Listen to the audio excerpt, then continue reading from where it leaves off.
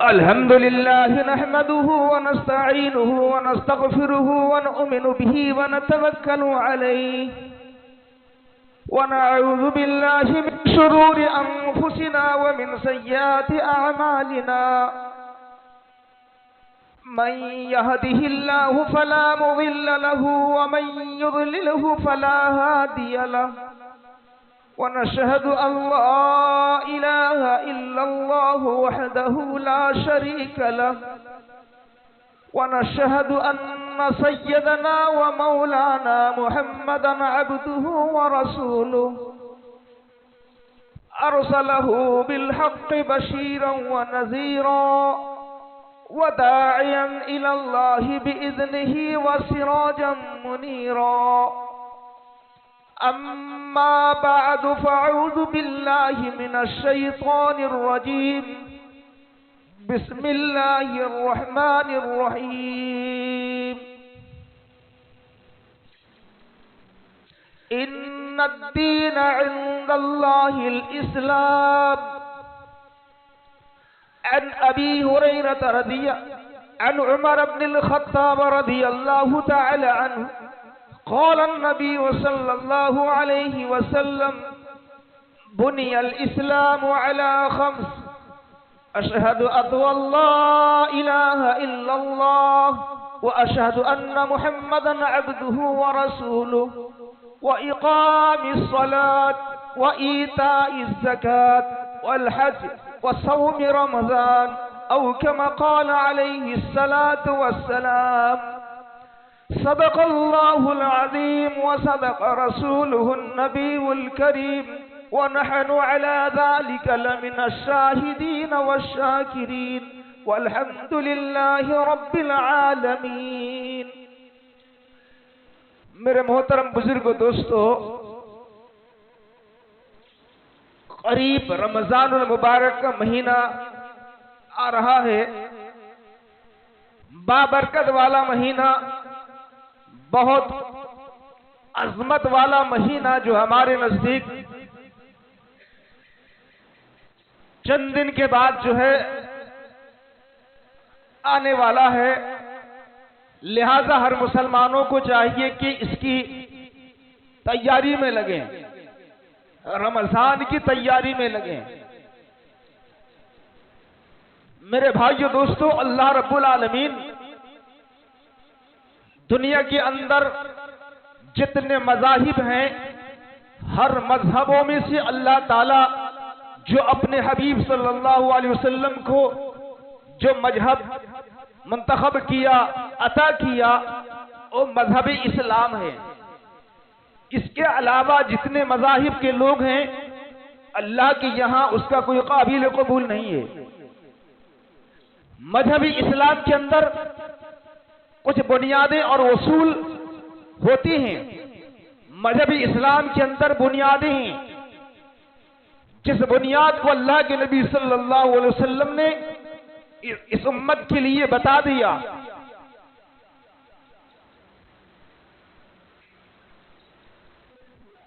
کہا حضرت عمر رضی اللہ تعالی عنہ قال النبی صلی اللہ علیہ وسلم بنی الاسلام. حضرت عمر راوی ہے، اللہ کے نبی صلی اللہ علیہ وسلم نے فرمایا اسلام کی بنیاد، بنی الاسلام علی 5، اسلام کی بنیاد 5 چیزوں پر مبنی ہے. نمبر 1، اشہد ان لا الہ الا اللہ واشہد ان محمدا عبدہ ورسولہ. نمبر 2، وإقام الصلاة. نمبر 3، وإيتاء الزکاة. نمبر 4، والحج. نمبر 5، وصوم رمضان او کما قال علیہ الصلوۃ والسلام.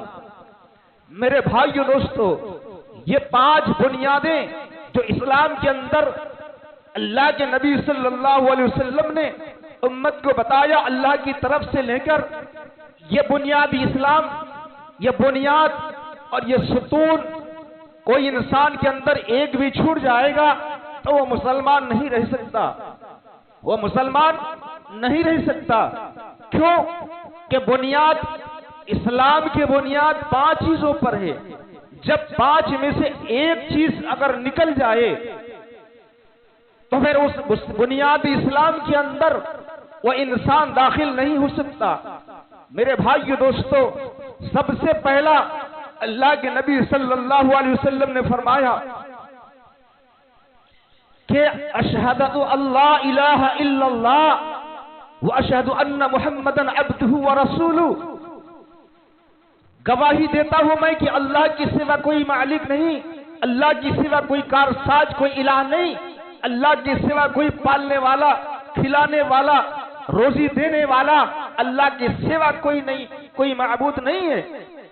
ایک ہی اللہ وحدہ لا شریک ایک ذات ہے جو زمین کو بھی پیدا کیا، آسمان کو بھی پیدا کیا، دنیا میں رہنے والے چرندے پرندے کو بھی اللہ تعالیٰ نے پیدا کیا، سارے مخلوق کو رب العالمین نے پیدا فرمایا، اڑتی ہوئی پرندوں کو اللہ تعالیٰ نے پیدا فرمایا، سمندر میں رہنے والے مچھلیوں کی دھاڑے بھی اللہ تعالیٰ نے پیدا فرمایا، جنگل میں رہنے والے شیر کے وہ دھاڑے دار آواز بھی اللہ تعالیٰ نے پیدا فرمایا، مشرق سے لے کر مغرب، شمال سے لے کر جنوب، 7ویں زمین کی تحت الشرع سے لے کر آسمان کی بلندی تک اللہ رب العالمین کے قبضے قدرت میں ہے.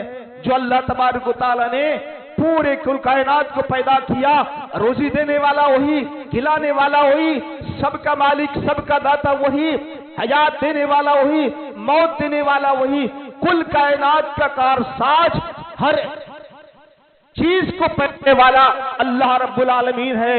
اسی کا نام ایمان ہے. اور محمد رسول اللہ صلی اللہ علیہ وسلم گواہی دیتا ہوں کہ میں اللہ کے نبی صلی اللہ علیہ وسلم کو آخری پیغمبر بنا کر دنیا میں بھیجا، آخری نبی بنا کر بھیجا، آخری رہبر بنا کر بھیجا، آخری پیغمبر، آخری نبی تسلیم کرنا، ختم نبوت کا تسلیم کرنا، یہ ایمان کا جز ہے. میرے بھائیو دوستو، اللہ کے نبی صلی اللہ علیہ وسلم کو آخری پیغمبر بنایا اور اسی کو یقین کرنا، دل کے اندر اتارنا، دل کے اندر لانا، اسی کا نام تو ایمان ہے. ہر چیز کا ہونا نہ ہونا، ساری چیز اللہ کے حکم سے ہوتا ہے. اللہ جو چاہتا ہے وہی ہوتا ہے، جو نہیں چاہتا وہ نہیں ہوتا. اللہ نے زمین سے لے کر آسمان تک، جنت سے لے کر جہنم تک، سمندر سے لے کر دریا تک، چوٹی سے لے کر فرشتوں تک، اور ذرے سے لے کر پہاڑ تک اللہ تبارک و تعالیٰ نے پیدا فرمایا. اس کو یقین کر لینا، اسی کا نام ایمان ہے. اشہد ان لا الہ الا اللہ واشہد ان محمدًا عبدہ ورسولہ. پھر نمبر آیا، اس کے بعد جب ایمان ہو گیا، ایمان لا چکے، ایمان بن گیا، ایماندار ہو گئے، ایمان دل کے اندر آ گیا، کلمہ کو تسلیم کیا، رب سے ہونے والی چیزوں کا تسلیم کیا، محمد رسول اللہ کا ختم نبوت مانا. پھر اللہ رب العالمین نے ہماری اوپر، پوری امت کے اوپر جو نماز فرض کیا ہے، اللہ رب العالمین نے نماز کو فرض کیا. وَإِقَامِ الصَّلَاةِ، نبی فرماتے ہیں کہ نماز کو فرض کیا ہے، نماز کو فرض کیا ہے، نماز کو ادا کریں. اور انسان کے اندر ایک بات بتا دوں، انسان کے اندر اللہ رب العالمین 4 چیزوں کے خمیر میں ملایا. انسان کو جب بنایا، اس انسان کو اللہ تعالیٰ نے جب بنایا تو ان کے خمیر میں 4 چیز ملا کر بنایا. آگ، پانی، مٹی، ہوا، یہ 4 چیز مٹیریل اللہ رب العالمین نے انسان کے خمیر میں ملا کر بنایا. اور اس 4 چیزوں کے کچھ تو ہوتے ہیں جو اللہ رب العالمین نے نماز کو جب فرض کیا، اس مسلمان پر، انسان پر، تو اس نماز کے ذریعے سے کیا بنتا ہے، نماز کے ذریعے سے کیا ہوتا ہے.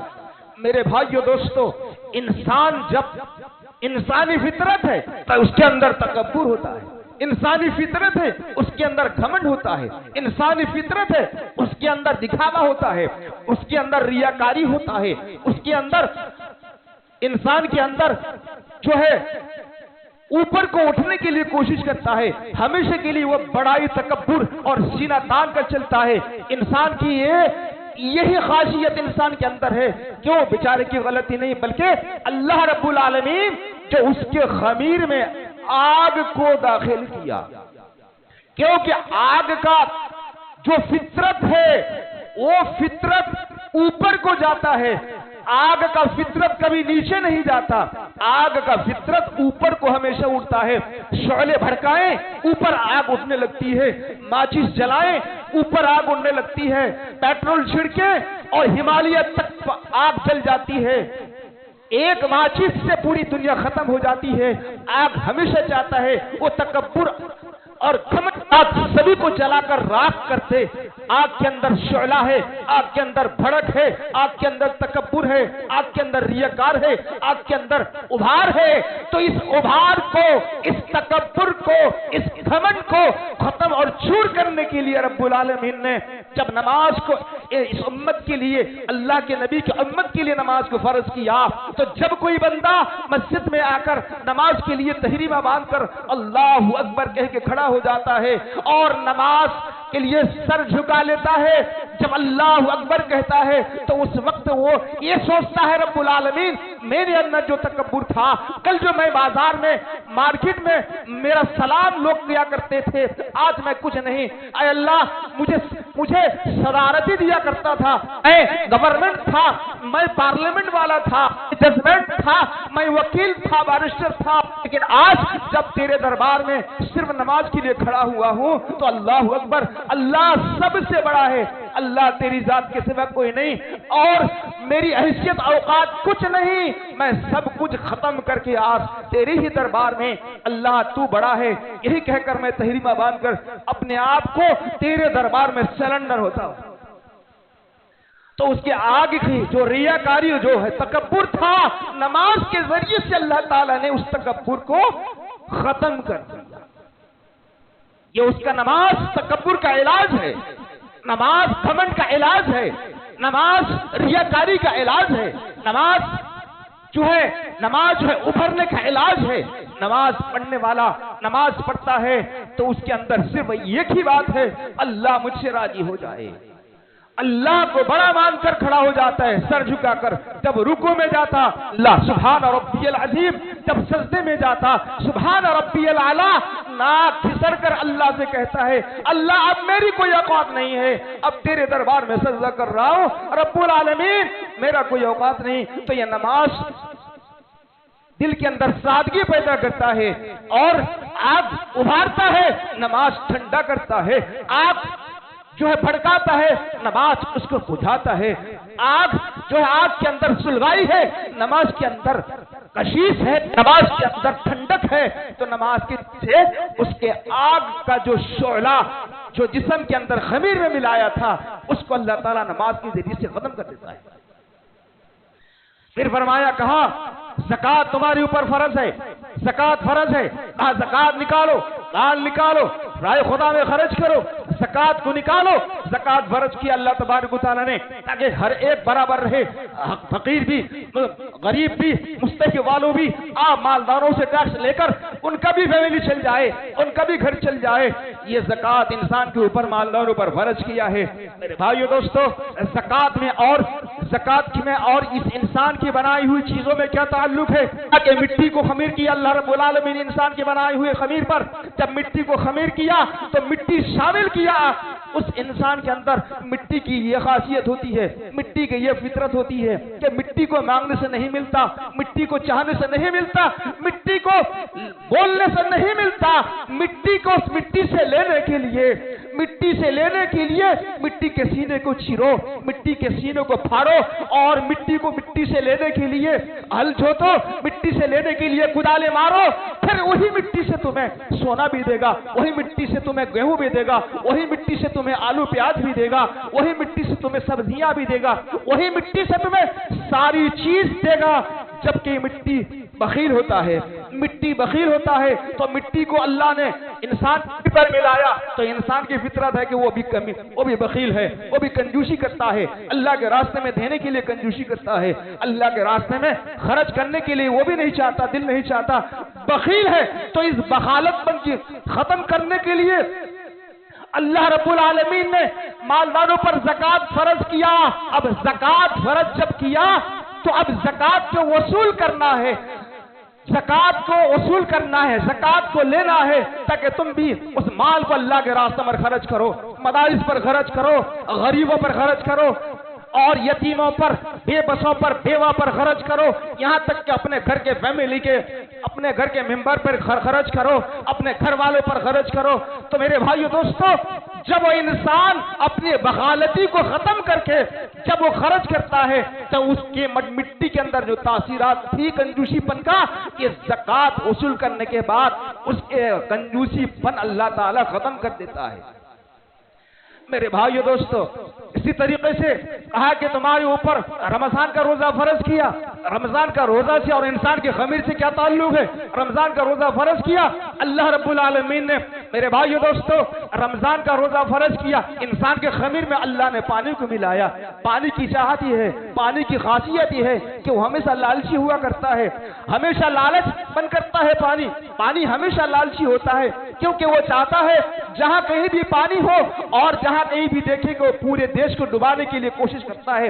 آسمان سے جب پانی برستی ہے، جہاں کہیں ندی نالے سے پانی نکلتا ہے تو پورے ایک ایک گاؤں کو سیلاب کر کے پورے اپنے آغوش میں لے کر ڈبا دیتا ہے۔ تو پانی کے اندر لالچ ہے، پانی کے اندر لالچی ہے، پانی کے اندر یہ خاصیت ہے کہ وہ ہمیشہ دوسرے کی موٹر سائیکل کو دیکھ کر، اب یہ اس کے جو زبان میں پانی آ جاتا ہے، دوسرے کے مکان کو دیکھ کر اس کے جب زبان پہ پانی آ جاتا ہے، دوسرے کے کھانا پینا کو دیکھ کر اس کے زبان پہ پانی آ جاتا ہے۔ تو یہ انسان کے اندر جو لالچی اللہ رب العالمین نے پانی سے دے کر خمیر کر کے بنایا، اس لالچ پن کو ختم کرنے کے لیے اللہ رب العالمین نے رمضان کے روزے رکھے۔ اور آئیے رمضان کے روزے میں سب سے زیادہ پابند اگر کوئی ہے تو قوم وہ مسلمان پابند ہے۔ کیوں کہ مغرب کا وقت قریب ہے، اذان دینے والے مؤذن کھڑے ہیں، ابھی تک مغرب کا افطاری کا وقت نہیں ہوا، افطاری کا ٹائم نہیں ہوا، اور بھی چند منٹ باقی ہے۔